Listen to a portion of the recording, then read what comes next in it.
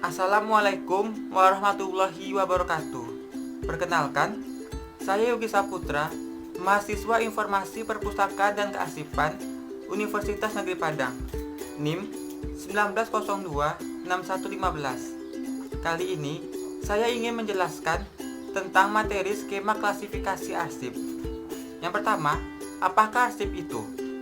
Arsip menurut Undang-Undang Nomor 43 Tahun 2009 adalah rekaman kegiatan atau peristiwa dalam berbagai bentuk dan media sesuai dengan perkembangan teknologi informasi dan komunikasi yang dibuat dan diterima oleh lembaga negara, pemerintah daerah, dan lembaga pendidikan perusahaan. Jadi, fungsi dari arsip ini adalah sebagai sumber pengingat bagi suatu organisasi atau perorangan tentang isi dari dokumen itu sendiri. Selanjutnya adalah pengertian dari klasifikasi. Klasifikasi adalah penggolongan atau pengelompokan arsip menurut urusan dan masalah secara logis, kronologis, dan sistematis. Jadi, tujuan dari skema klasifikasi itu sendiri adalah dilakukannya pengelompokan arsip untuk menjamin pengelolaan arsip aktif secara efektif dan efisien dalam penemuan kembali. Materi selanjutnya adalah jenis skema klasifikasi arsip.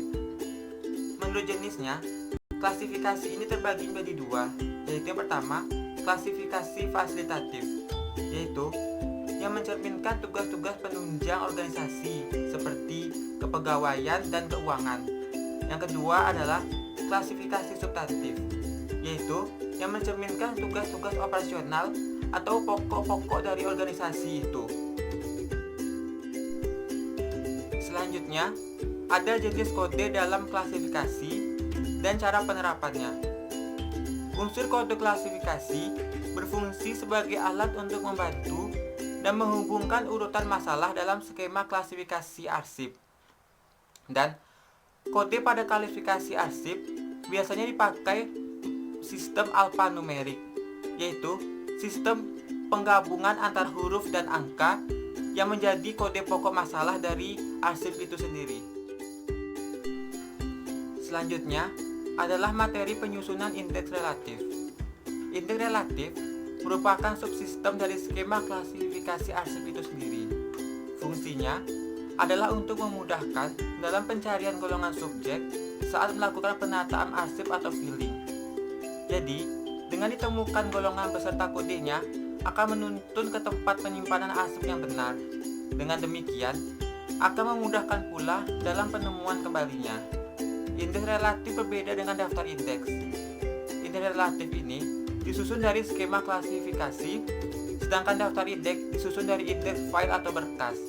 Jadi sebagai contoh, indeks relatif ini disusun sesuai abjad. Misalnya, dari nama arsip A, selanjutnya ke B, selanjutnya ke C, dan ke D.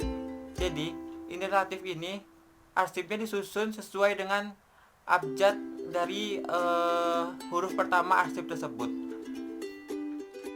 Dalam skema klasifikasi arsip, terdapat juga sebuah tabel daftar arsip. Tabel ini berfungsi sebagai pencatatan masuk dan keluar arsip yang disertai dengan deskripsi singkat dari arsip tersebut. Contoh dari tabel daftar arsip itu sendiri kurang lebih seperti ini. Dia memiliki beberapa kolom sebagai pengenalan arsip tersebut. Di sini terdapat kode klasifikasi, dan kolom selanjutnya terdapat uraian arsip, misalnya seperti kepegawaian perencanaan pegawai. Selanjutnya ada kurun waktu. Jadi ini adalah kurun waktu penggunaan dari arsip itu sendiri. Selanjutnya, tingkat pengembangan. Jadi tingkat pengembangan ini apakah arsip ini asli atau hanya fotokopi. Selanjutnya, nomor box. Nomor box ini adalah tempat penyimpanan dari arsip sendiri, yaitu berada di box nomor berapa. Selanjutnya, ada keterangan. Keterangan itu adalah sebagai keterangan dari arsip itu sendiri, yaitu dalam kondisi baik, buruk, atau rusak.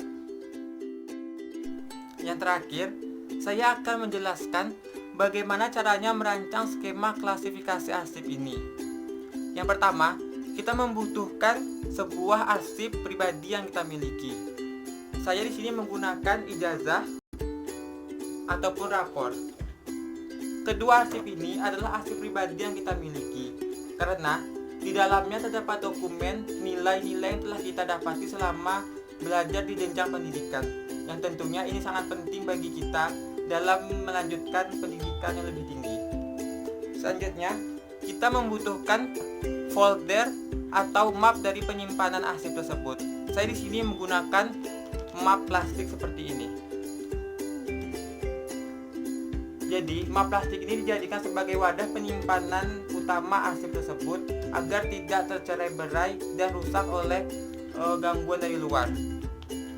Untuk mapnya sendiri, tergantung bagaimana instansi tersebut menggunakannya. Jadi, ada instansi yang menggunakan map plastik ataupun map kertas. Tetapi, saya lebih menyarankan map plastik karena map plastik ini akan tahan dari air. Selanjutnya, kita memerlukan guide atau sekat. Di sini saya menggunakan guide atau sekat berupa kertas saja, karena yang bentuk aslinya seperti ini. Pada instansi aslinya, mereka akan menonjolkan guide atau sekat di bagian atas arsip itu. Jadi ketika dilihat, dia akan terlihat dari atas dari mana bagian arsip itu. Selanjutnya kita akan memberikan kode dari arsip yang kita punya. Di sini saya menggunakan ijazah saya sebagai contohnya. Untuk pengodean sendiri, kita menentukannya dari alfanumerik yang dapat dilihat pada pola klasifikasi kearsipan. Di sini saya sudah memberikan kodenya, yaitu DM.02.03.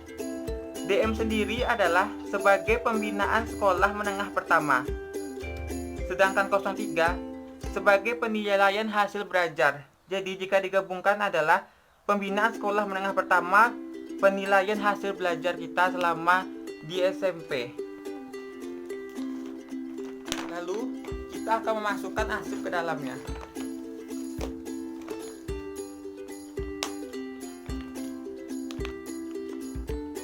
Sudah seperti ini, kita akan menyimpan arsip pada filing kabinet. Filing kabinet yaitu merupakan rak atau lemari dari penyimpanan arsip. Biasanya, lemari ini terbuat dari sebuah besi kotak yang panjang untuk menyimpan arsip agar lebih luas. Bentuknya seperti ini. Ini adalah contoh dari filing kabinet atau rak penyimpanan arsip. Dan ini adalah bentuk arsip yang sudah siap untuk ditata dan disimpan di dalam filing kabinet sesuai kodenya. Dalam filing kabinet, map ini akan diletakkan secara horizontal seperti ini. Dan bagian guide akan menonjol bagian atas untuk memudahkan dalam pencarian di dalam filing kabinet tersebut. When the sun